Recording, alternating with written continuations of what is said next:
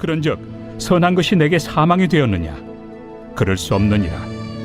오직 죄가 죄로 드러나기 위하여 선한 그것으로 말미암아 나를 죽게 만들었으니 이는 계명으로 말미암아 죄로 심히 죄되게 하려 함이라. 우리가 율법은 신령한 줄 알거니와 나는 육신에 속하여 죄 아래 팔렸도다. 내가 행하는 것을 내가 알지 못하노니 곧 내가 원하는 것은 행하지 아니하고 도리어 미워하는 것을 행함이라. 만일 내가 원하지 아니하는 그것을 행하면 내가 이로써 율법이 선한 것을 시인하노니 이제는 그것을 행하는 자가 내가 아니요 내 속에 거하는 죄니라. 내 속 곧 내 육신에 선한 것이 거하지 아니하는 줄을 아노니 원함은 내게 있으나 선을 행하는 것은 없노라. 내가 원하는 바 선은 행하지 아니하고 도리어 원하지 아니하는 바 악을 행하는도다. 만일 내가 원하지 아니하는 그것을 하면 이를 행하는 자는 내가 아니요 내 속에 거하는 죄니라. 그러므로 내가 한 법을 깨달았노니 곧 선을 행하기 원하는 나에게 악이 함께 있는 것이로다. 내 속 사람으로는 하나님의 법을 즐거워하되 내 지체 속에서 한 다른 법이 내 마음의 법과 싸워 내 지체 속에는 죄의 법으로 나를 사로잡는 것을 보는도다. 오호라, 나는 곤고한 사람이로다. 이 사망의 몸에서 누가 나를 건져내랴? 우리 주 예수 그리스도로 말미암아 하나님께 감사하리로다. 그런즉 내 자신이 마음으로는 하나님의 법을, 육신으로는 죄의 법을 섬기노라. 오늘은 오호라 나는 곤고한 자로다 라는 제목으로 하나님 말씀 나누도록 하겠습니다. 로마서는 굉장히 논리적인 구조로 인간의 구원에 대해서 설명하고 있습니다. 그래서 앞부분의 내용을 정리해 가면서 본문을 이해하면 좀 더 명확하게 다가옵니다. 먼저 로마서 6장에서 바울은 무엇을 말했나요? 우리 성도들은 죄에 대해서 죽은 존재다라고 얘기했습니다. 죄가 우리에게 더 이상 왕노릇할 수 없습니다. 우리는 이미 은혜가 왕노릇하는 새로운 나라로 옮겨왔습니다. 죄의 노예에서 하나님의 백성으로 신분이 달라졌다고 말합니다. 그럼 로마서 7장의 어제 내용은 무엇이었나요? 우리 성도들은 죄뿐만 아니라 율법에 대해서도 죽은 존재라고 말합니다. 율법의 테두리로 더 이상 우리를 가둘 수 없습니다. 율법을 지켜야만 구원받을 수 있다는 법의 원리에서 벗어날 수 있게 됩니다. 자, 이제 로마서 8장으로 넘어가기 전에 7장 후반부에서 바울은 모든 그리스도인들의 실존적인 고민을 솔직하게 이야기합니다. 그래서 7장 7절부터는 주어가 우리에서 나로 바뀝니다. 바울이 실제로 경험했던 고민과 갈등을 이제 설명합니다. 로마서 1장부터 7장까지 그 이론은 잘 이해가 됩니다. 우리가 죄에 대해서 죽은 존재고 율법에 대해서도 죽은 존재라는 사실 머리로는 잘 알겠습니다. 그런데 문제는 무엇인가요? 내가 살아나가는 현실적인 모습을 들여다볼 때 여전히 우리가 죄 가운데 있다는 것입니다. 구절을 보시면 전에 율법을 깨닫지 못했을 때에는 내가 살았더니 계명이 이르매 죄는 살아나고 나는 죽었도다.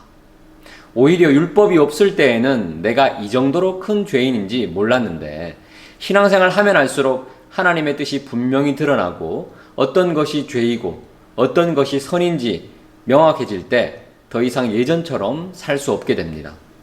율법이 우리의 모든 마음과 행위를 다 비추어서 정죄하고 있기 때문입니다. 내가 하나님 앞에서 얼마나 많은 율법을 어기며 사는 큰 죄인인지를 절감하게 된다는 뜻입니다. 그래서 진실로 구원받은 성도들은 하나님 앞에서 거룩하게 살기 위해서 노력합니다. 선을 행하기 위해서 애를 씁니다. 하지만 곧 이해할 수 없는 이상한 일을 경험합니다. 원하는 것은 행하지 않고 도리어 미워하는 것, 하기 싫어하는 것을 오히려 행하지요. 15절을 보시면 내가 행하는 것을 내가 알지 못하노니 곧 내가 원하는 것은 행하지 아니하고 도리어 미워하는 것을 행함이라. 내가 원하는 바 선은 행하지 아니하고 도리어 원하지 아니하는 바 악을 행하는도다. 15절 19절에서 무엇을 얘기합니까? 진지하게 신앙생활을 하는 성도들에게 이런 영적인 갈등이 실존한다는 것입니다. 선을 행할 마음은 있지만 선을 행하지 않습니다. 아니, 선을 행할 능력이 없습니다. 도리어 악을 행할 수밖에 없는 자신의 모습에 실망하고 낙심하게 됩니다. 그래서 24절에서 바울은 고개를 떨구며 이렇게 이야기합니다. 오호라, 나는 공고한 사람이로다. 분명 이론적으로는 잘 알고 있습니다. 나는 죄에 대해서 죽은 존귀한 존재다. 율법에 대해서도 죽은 새로운 존재다. 이전과는 전혀 다른 새로운 신분을 얻었다. 나는 하나님의 자녀다. 거룩하게 살아야지. 그런데 왜 나는 여전히 죄를 짓고 있는 걸까? 이런 영적 갈등은 신자의 특징입니다. 주님 뜻대로 살기를 원하지만 그렇게 살지 못할 때 부끄럽고 죄송한 마음이 생깁니다. 그런데 이게 하루 이틀이 아니라 계속되고 반복될 때 부채의식에 빠집니다. 이런 일이 반복되면 신앙생활이 즐겁지 못합니다. 바울은 나도 그랬다면서 아무리 노력해도 아무리 굳게 결심해도 죄의 유혹을 쉽게 이겨낼 수 없었다고 이야기합니다. 오히려 악을 행하는 사람의 고통스러운 심정을 솔직히 이야기하고 있는 것입니다. 18세기 미국의 대각성 운동을 주도했던 조나단 에드워즈라는 목사님이 계십니다. 이분은 설교할 때마다, 집회를 인도할 때마다 놀라운 성령의 역사가 일어났습니다. 수많은 사람들이 예수 믿고 회개하고 거룩한 삶으로 변화되었습니다. 그런데 이분의 일기를 들여다보면 깜짝 놀랍니다. 자주 큰 소리로 흐느껴 울면서 자신의 죄악에 탄식하며 괴로워했습니다. 아무리 위대한 신앙인도 이런 내적 갈등을 피해갈 수 없습니다. 바울도 마찬가지였습니다. 바울은 극심한 영적 고통 속에서 결국 이렇게 외칩니다. 이 사망의 몸에서 누가 나를 건져내랴. 주 안에 사랑하는 성도 여러분, 이 질문에 누가 감히 명쾌하게 대답할 수 있을까요?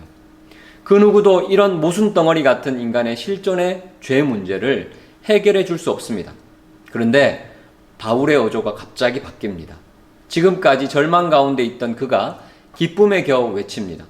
죄로 인해 고통받는 인간 내면의 비참한 탄식을 기쁨으로 가득 찬 환호성으로 바꿀 위대한 해결책을 찾았다고 말합니다. 25절입니다. 우리 주 예수 그리스도로 말미암아 하나님께 감사하리로다.